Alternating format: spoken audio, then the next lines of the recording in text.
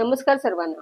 मंडळी, सध्या आपले जे व्हिडिओ म्हणजे पाककला स्पर्धा जी आम्ही घेतलेली आहे, त्या पाककला स्पर्धेचे जे स्पर्धकांनी जी रेसिपी बनवलेली आहे ती रेसिपी दाखवली जाते. दर आठवड्याला दाखवली जाणार आहे. आता विषय आपला आहे की पारंपरिक रेसिपी, आपल्या पारंपरिक रेसिपी किंवा आजीच्या रेसिपी.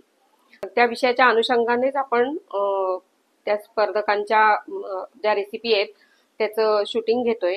आणि तसंच आज आपण आलोय, तर बघूया त्यांची पण कोणती रेसिपी आहे ती. नमस्कार मैत्रिणींनो, माझं नाव आहे वैजंता पाराजी व्यवहारे. मी निगडी प्राधिकरण येथे राहते आणि आजची माझी रेसिपी आहे हुलग्याची दिवशी. काय? हुलग्याच्या पिठापासून दिवशी तयार करायची. तो शब्द नाही कळला. काय? दिवशी. हा, ओके ओके. हा, तुझं गाव पण सांग. माझं माहेर आहे राळेगण सिद्धी आणि सासर आहे राजापूर, श्रीगोंदा तालुका. हा, जवळ आहे. म्हणजे राळेगण पासून राजापूरचं अंतर 20 ते 25 किलोमीटर असेल.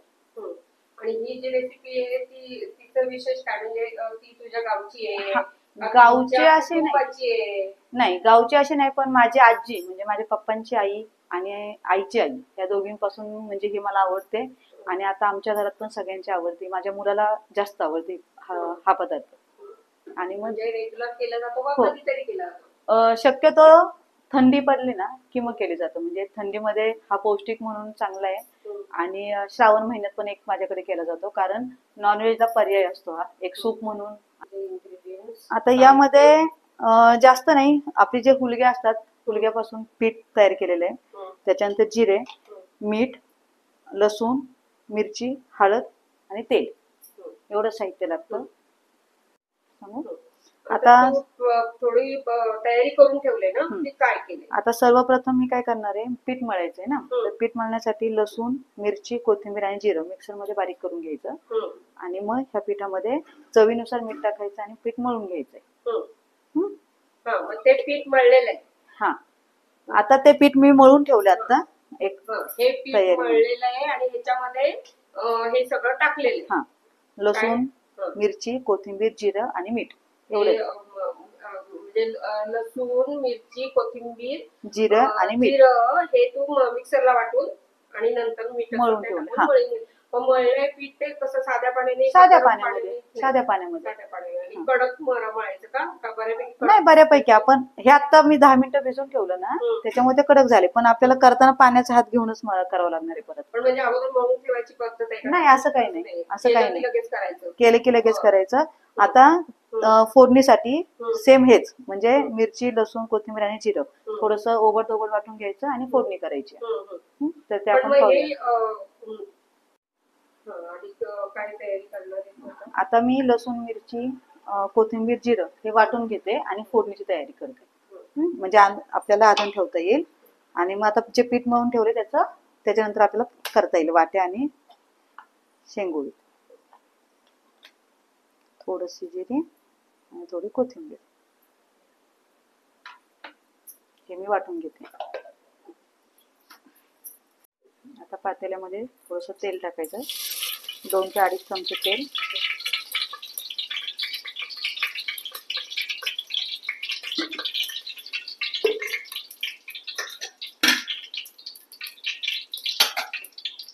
आता यामध्ये जिरं,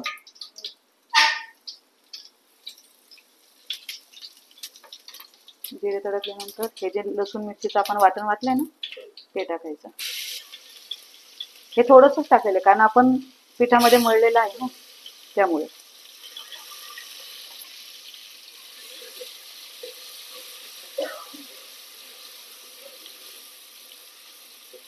आता यामध्ये पाणी टाकायचं. हे पाणी किती टाकायचं, त्याला काही प्रमाण नाही. हे अंदाजे आधण ठेवतो ना आपण, जसं पिठला हाटतो त्या पद्धतीने. आता अजून त्याच्यामध्ये एवढं 1 वाटी भरून पाणी टाकते, कारण की आपल्याला टप्प्याटप्प्याने त्याच्यामध्ये थोडं पाणी टाकावं लागतं. आता आपल्या पिठाचं प्रमाण जास्त असल्यामुळे मी मोठं पातेलं घेतलेलं आहे आणि त्यानुसार आपल्याला पातेल्याच्या 1/4 पाणी आता टाकायचं. आणि ते पाणी उकळी येऊपर्यंत आपण तयार केलेल्या पिठाच्या दिवशी आणि वाट्या करून घ्यायच्या. चला पाहूया मग वाट्या कशा करायच्या. आता ते उकळतंय तोपर्यंत हे करायचं. त्या पाण्याला उकळी येईपर्यंत या तयार पिठाच्या आपल्याला दिवशी आणि वाट्या. एक आमच्या गावाकडे शेंगोळी, शेंगोळी पण जे म्हणतात ना, म्हणजे गोल गोल. आता ते दाखवते मी कसं करतात. काही ठिकाणी याला शेंगोळ्या पण म्हणतात. हो हो, शेंगोळी म्हणतात, पण ते फक्त जे आपले ह्या पद्धतीने केले जातात ना ते शेंगोळी. आणि आमच्याकडे अशी वाटी केली जाते, पातळ, जास्त पातळ पण नाही जास्त जाड पण नाही, जेणेकरून ते शिजल्यानंतर चावून खाताना जर जी मजा येते ना ती शेंगोळीमध्ये नाहीये. म्हणून मग दोन्ही मिक्स असतं, म्हणजे याला जसं आवडेल तशा पद्धतीने. आणि ही माझी आजीची काठवड, म्हणजे आजीच्याकडे काठवड होती ना, मला ती आवडत होती, म्हणून माझ्या मोठ्या बहिणीने मला ही काठवड घेऊन पाठवली. याच्या इथे वापरते का? म्हणजे हो हो, गावाहून इथे काठवड घेऊन आली भाकरीसाठी. हा, कारण आता आवडीने वापरतात सगळेजण. इथे भेटली नाही म्हणून आमच्या गावाच्या शेजारी पिंपळनेर म्हणून निळोबारायांचं जे समाधी स्थळ आहे ना, तिथे दरवर्षी महाशिवरात्रीनंतर जत्रा भरते. तर तिथून माझ्या बहिणीने मला घेऊन दिली 2 वर्षापूर्वी. ते आता आम्ही रेग्युलर वापरते भाकरी करायला. बाजरीची भाकरी, ज्वारीची भाकरी. आमच्याकडे पण आहे गावी, पण म्हणजे आजीच्याच काळचं आहे. तर आजीच्या आईच्या वेळेला नव्हतं.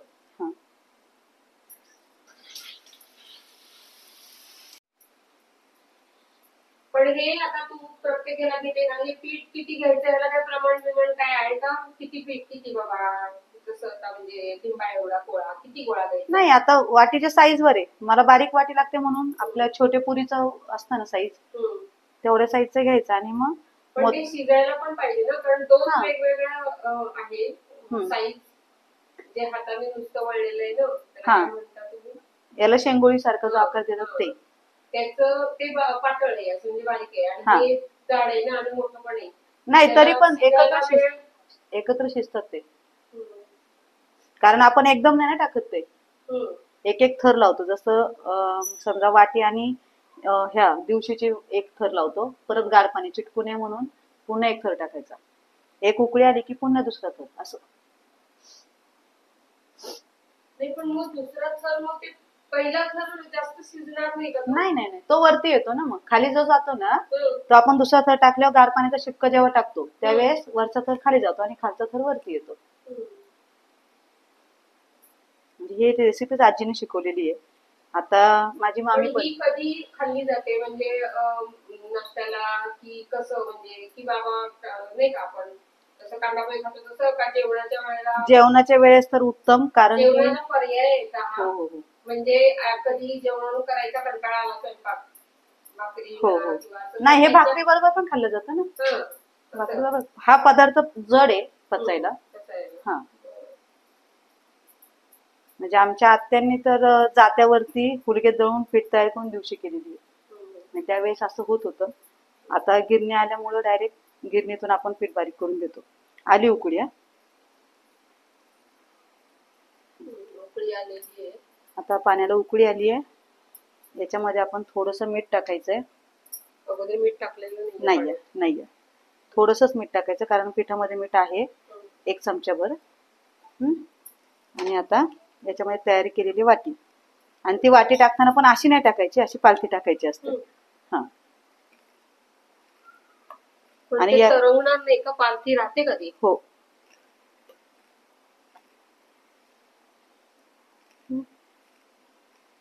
झालं. आणि आता याच्यावरती थोडस गार पाण्याचा शिपका, जेणेकरून ते एकमेकांना चिटकणार नाही. तोपर्यंत परत हे करत, ती पहिली होईपर्यंत आपण तोपर्यंत पुन्हा वाट्या करून घ्यायच्या, कारण की उकळी यायला वेळ लागतो त्याला. त्याच्यात दाखवा आता. हे बघा, आता उकळी आली आहे, त्या ज्या वाट्या खाली गेल्या होत्या त्या आता वरती आल्यात. आता म्हणजे नाही नाही नाही, शिजायला वेळ लागतो, कारण हुलगे शिजायला थोडासा वेळ घेते ना, त्याच्यामुळे. फक्त ते वाट्या आता थोडं थोडं पाणी घेतात ना, तशा तशा वरती येतील. आता ह्या तयार झाल्यात, हे बघा. आता यातल्या काही वेगळं केलंय, ह्याला काय म्हणतात? दिवशीच शेंगोळ, फक्त याला आकार आपण वळून दिलेला आहे असा. हा, याला काही ठिकाणी शेंगोळे म्हणले जातात. मग आता ह्याचा एक थर टाकूया आपण. फक्त एकत्र नाही टाकायचं, सुट्टे करून टाकायचे अशा.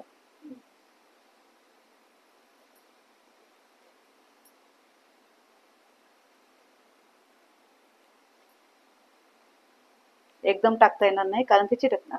आता हा एक थर टाकला की पुन्हा गार पाण्याचं थोडस, आणि मग ह्या पाण्यामुळे त्यांची उकळी जरा थांबते.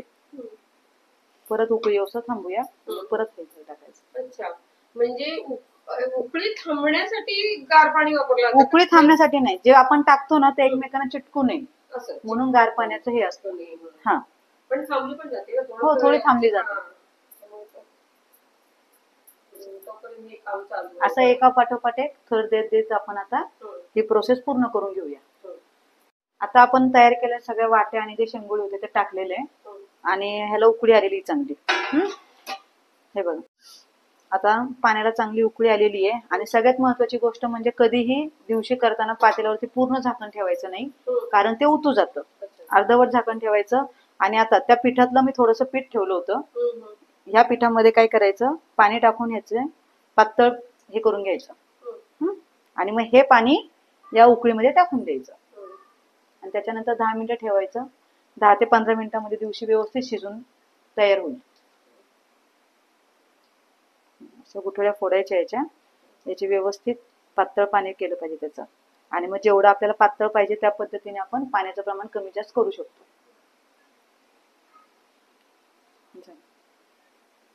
पण हे पीठ ठेवलंय, हे काय करायचं, वापरायचंय का? नाही, वाटलं जर पातळ वाटलं तर आपण ते टाकू शकतो. प्रत्येकाला आता किती घट्ट पाहिजे किती पातळ पाहिजे त्यानुसार. पण एवढं आहे की दिवशी तयार झाल्यानंतर ऑटोमॅटिक ते पीठ जे आहे ते घट्ट होतं पाणी. आणि मग त्याच्यामुळे थोडंसं पातळ ठेवायचं कधी पण, म्हणजे सूप सारखं पिता आलं पाहिजे किंवा भाकरी बरोबर पण खाता आलं पाहिजे. थंड झाल्यावर हा, थंड झाल्यानंतर आळतं म्हणून टाकलंय.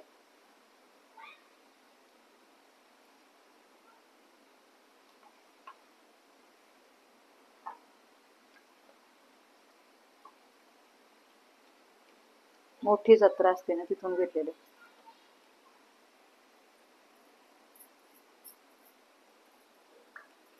जास्त प्रमाणात करायचं असेल तर त्या प्रमाणात ते घ्यायचं ना. आता हे जवळपास 7 ते 8 लोकांसाठी करते ना, त्यामुळे थोडंसं जास्त घेतलं. आता हे पाणी आहे ते आपण याच्यामध्ये टाकून द्यायचं. आता उकळी येऊन 5 ते 10 मिनिटं असंच ठेवायचं. मग दिवशी आपलं तयार होणार. आपल्या जज आलेल्या आहेत आणि त्या टेस्ट घेऊन बघतील, सगळं परीक्षण करतील. काय काय बघ, हे कशा कशाचं पीठ घेतलं, याच्यात काय काय केलं? याच्यामध्ये फक्त हुलग्याचं पीठ असतं. हुलग्याचं पीठ, त्याच्यानंतर त्याच्यात लसूण, मिरची, जिरं आणि कोथिंबीर ते वाटून टाकलं. त्याचं एक पीठ मळून घ्यायचं. पिठात टाकायचं आणि चवीपुरतं मीठ. ते पीठ मळून घ्यायचं आणि त्या मळलेल्या पिठापासून वाट्या आणि शेंगोळे सारखे आकार तसं तयार दोन्ही पद्धतीने त्याच्यात टाकलेले आहेत. आणि मग आधण ठेवायचं. त्याच्यात पण थोडंसं जिरी, मिरची, लसूण आणि कोथिंबीर तेवढं टाकून तडतडलं की मग त्याच्यामध्ये पाणी टाकून आधण घ्यायचं. आणि मग उकळी आली की तयार केलेले वाटी आणि ते दिवशी त्याच्यामध्ये टाकायचे. पण ते स्टेप बाय स्टेप टाकायचे, म्हणजे एकदम सगळ्यांना टाकायचे. एक थर टाकल्यानंतर गार पाण्याचा शिपका द्यायचा जेणेकरून ते चिकटणार नाही. मग परत दुसरा थर, परत त्याला उकळी आली की परत गार पाण्याचा शिपका टाकून परत तिसरा थर, असं थरावर थर लावून ते शिजून घेतलेलं. त्याचं सूप पण छान लागत असं. म्हणून तर ते सूप म्हणून पण पिलं जातं. आणि काही जणांना, म्हणजे आमच्या गावाकडे, म्हणजे माझी ननंदबाई, माझे मिस्टर हे भाकरी बरोबर पण खातात. आणि मी आणि माझा मुलगा सूप म्हणून ते खाल्लं जातं. हे आजारी माणसाला सूप म्हणून फार उपयोग असतं. बघते आता.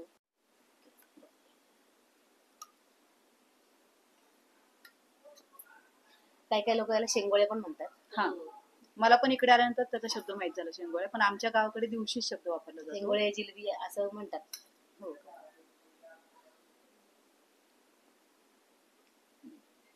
आणि तिकडे शिजत आल्यावर तेल सोडतात परत त्याच्यावर. हा, आम्ही काही वेळेस वाटीत खायला घेतल्यानंतर जर तिखट वाटलं तर तेल घेतो. जसं हुलग्याचं कढण केल्यानंतर भाकरी वगैरे खाताना घेतात ना साधं तेल, त्याच्याने एक चव बदलते. बरोबर, छान, चव चांगली आहे.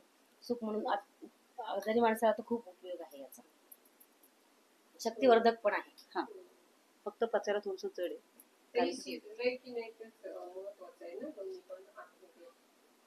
अजून एक उकळ पाहिजे, शिजले बाकी. छान झालं. दुसऱ्या स्पर्धकाची सुद्धा रेसिपीचं परीक्षण झालेलं आहे. आपल्या जजनी परीक्षण केलंय त्याचं.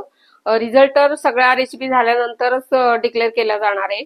पण पुन्हा एकदा मी सगळ्यांना सांगेन, आमचे व्हिडिओ जर तुम्हाला आवडत असतील तर नक्कीच लाईक, शेअर आणि सबस्क्राईब करायला विसरू नका. आणि तुम्ही सजेशन, तुम्ही सुद्धा सगळेजण जज आहात, त्याच्यामुळे तुम्हीही परीक्षण करून त्या प्रत्येक रेसिपीवर तुमच्या प्रतिक्रिया द्या.